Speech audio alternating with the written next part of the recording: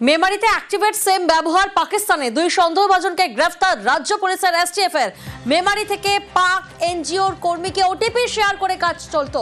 প্রতিনিধি অমিত এই মুহূর্তে আমাদের সঙ্গে রয়েছেন। অমিত, যাদের গ্রেফতার করা হয়েছে তাদের পরিচয় কি এবং কিভাবে এই কাজ চলতো?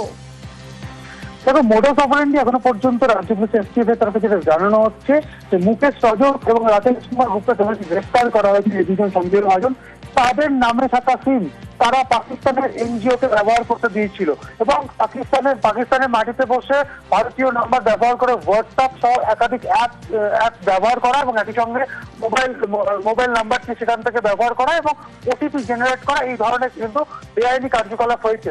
ইতিমধ্যেই রাজ্য পুলিশের এসটিএফ দুজনকে গ্রেফতার করেছে, মুকেশ রজক এবং রাকেশ কুমার গুপ্তা। তবে পাকিস্তানের এনজিওর সঙ্গে এই দুজনে কিভাবে যোগসূত্র তৈরি হলো, কেনই বা তারা নিজেদের নামে মোবাইল নাম্বার পাকিস্তানের এনজিওকে শেয়ার করেছিলেন বা ব্যবহার করতে দিচ্ছে, সমস্ত এই মুহূর্তে তদন্তের আওতায় আছে।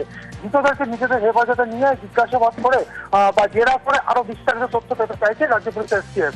বেশ।